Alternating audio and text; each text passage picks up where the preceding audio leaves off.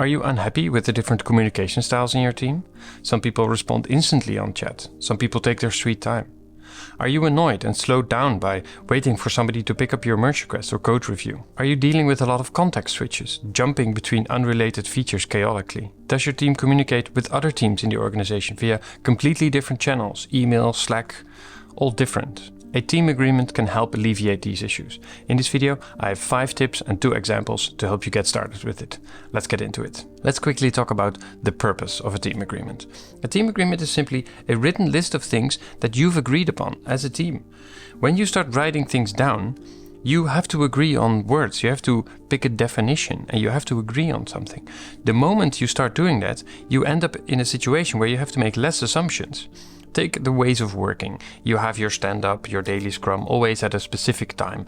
The moment you start writing this down, the moment you have to agree on it, you suddenly get a discussion. Actually, could we move it to this and this time? Because I'm in this different time zone and it's a bit annoying for me to join this current time.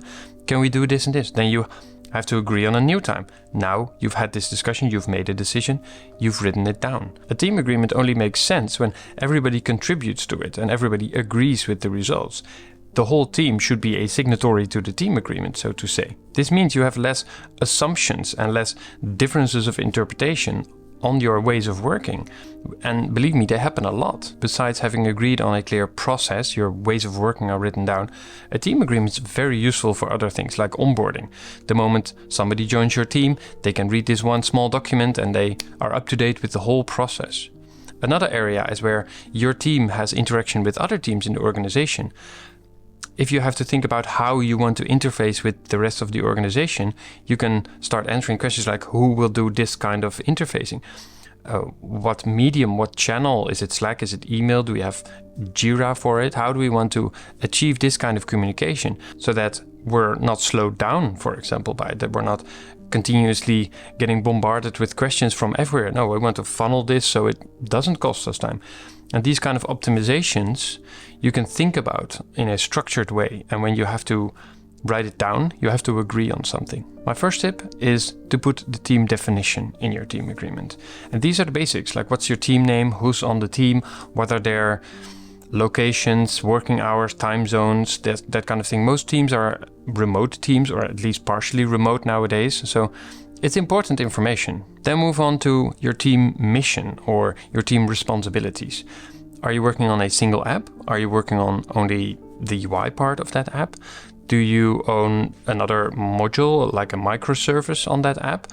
What are you actually building? Or are you focused on a specific customer because it's such a big customer?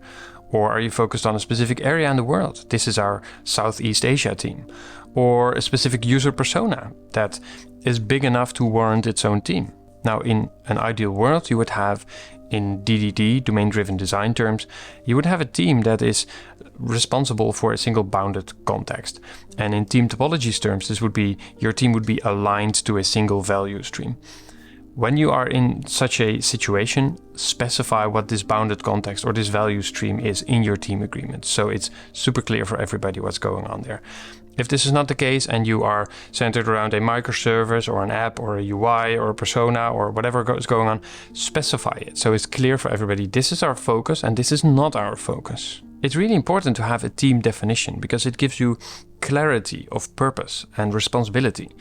And if you can't write it down, if it turns out you have too much on your plate, too much responsibilities as a team, then you might want to narrow the focus. You might want to start discussing this with your managers and your product owners and leaders and the people around you that control what the team is made of and what it's for. You might want to have a discussion with, hey, we tried to write down the purpose of our team and we couldn't answer the question because we're doing all these different things and they're not aligned. And actually, we already noticed that indirectly because we had lots of context switches, we had trouble focusing, and there's too much cognitive load because we own so many different services and code bases. It indicates a problem. Next up is your way of working, the process you have as a team. If you're doing Scrum or Kanban, now that you know everybody's locations and time zones, let's figure out a good time to do your daily stand-up. Maybe you found a new way to write up your user stories. As a persona, I want capability, feature, or bug fix, so that business value, client value, user value. Now that you've agreed upon it together as a team, write it down, make it a rule. Start using it. Maybe you have rules or a specific way of working around doing your sprint review, your demo. Maybe right now one person is doing this, but you want to increase everybody's sense of responsibility and ownership. So you're going to rotate this. How exactly are you going to rotate? Do you have rules around that? What are you going to demo? Will you, as a rule, only demo something that is in production? So you're really focusing on the DORA metrics, only demo stuff that's really finished? Write it down, agree upon it. Do you have a user story work in progress limit?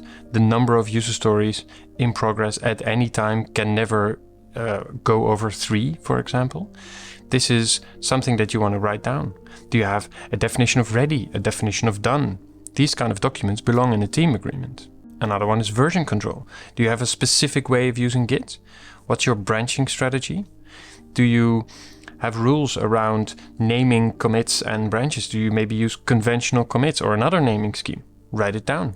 And what's your process around code reviews and merge requests? Which systems are you using? Maybe it's a matter of we're using GitLab and Jira. You always have to enter a description in the merge request in GitLab.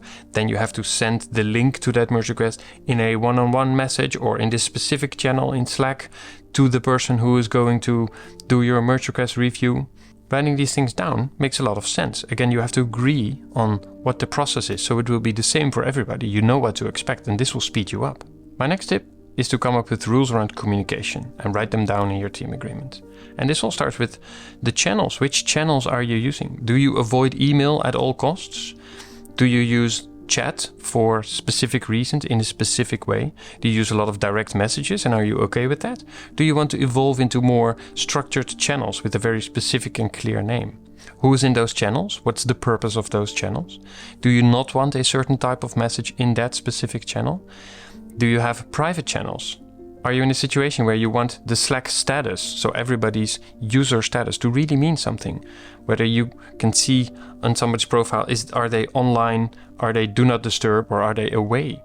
And the moment you see that, you can always rely on it. It's always correct. And the next thing is, what response time expectancies do you have? A sort of communication service level agreement. When somebody sends the T-mail an email from outside of the team, we respond within 24 hours. As a group. Or when you're in a situation where you get a direct message on Slack, you expect a response from somebody who is marked as online within half an hour, because the moment you wait longer, you start slowing down and impeding people, and you don't want to be in that situation. Do you have rules around using the do not disturb status in your team? When you're in a meeting, should you be using do not disturb, or is that a different status? What about when you have a production problem? Do you put yourself on do not disturb and go quickly to fix that problem? Or should you all have a pre-created channel that you all jump into, you start a call and you start fixing it together, and everybody gets into the do not disturb status? And another thing to think about in communication are the expected behavior rules. Maybe you have a feedback culture in your company, and you want to explicitly reinforce within your team that the moment somebody has a concern, they are proactively giving feedback to somebody. Maybe you want to specify that nobody should be going for more than 4 hours without showing their code to anybody. After 4 hours, you have a hard rule. You have to start pair programming now, or you have to start doing an in-between code review. Maybe you're practicing continuous delivery, and you have to merge into the main branch, the integration branch, at least a few times a day. That's the rule. Maybe you have rules around effective communication to keep the psychological safety as high as possible. Maybe you want to explicitly specify, we have a culture where we don't interrupt people. We always let them finish speaking. If you really want to say something, raise your hand, wait for the other to finish. Maybe you have a rule around no side channeling during meetings because you want to respect the presenter, you want to respect the speaker. My next tip is to agree on a set of rules to ensure good documentation.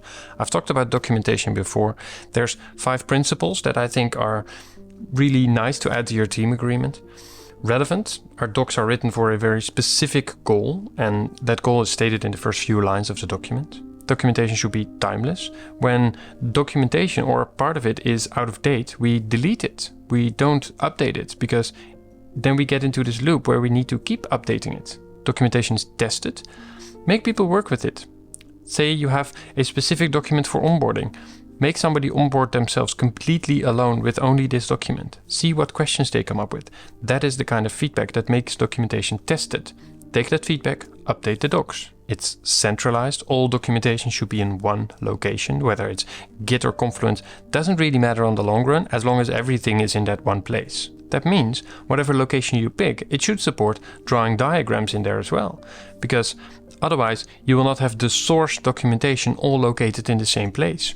If you have to paste in a JPEG, which is actually rendered from a Plant UML syntax that is located somewhere else, because your system doesn't support drawing diagrams, having the source of the documentation all in one place, then it is a failing system. And lastly, documentation should be collaborative.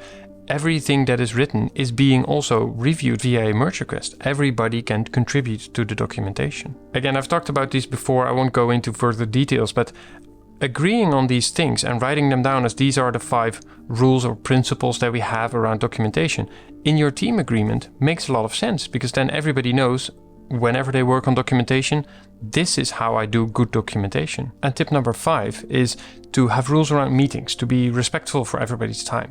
I recently published an article on this with a whole bunch of potential rules you could use. I have things like when you have your calendar software, you make sure to accept or decline meetings, make sure to respond. Even if it's a maybe, make sure that's a temporary state. You actually turn that into an accept or a decline soon. When you decline with a reason. Be on time, stop early, be respectful for everybody's time. Pay attention, engage, cameras on, no side channeling. Again, lots of rules that make sense if you want to have a very effective meeting. And the first example I want to take a look at is the concept of Team API, which is from the Team Topologies book. It's a concept that's very similar to the Agile team agreement. Let's take a look. There's a repository on GitHub from the official Team Topologies book. They have a Team API template. Again, Team API is a metaphor. Our teams have their own responsibility and they interface with other teams and other people outside of the team. And that's why the API is a good idea, to think about your interface. So how do you communicate with other teams?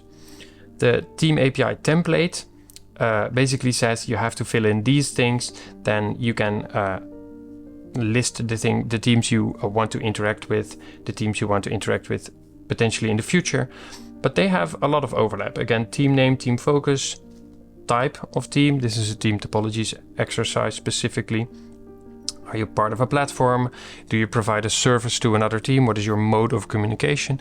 Do you collaborate with certain other teams? Do you deliver something as a service to them? What kind of service level expectations do other teams have of us? What are our versioning approaches?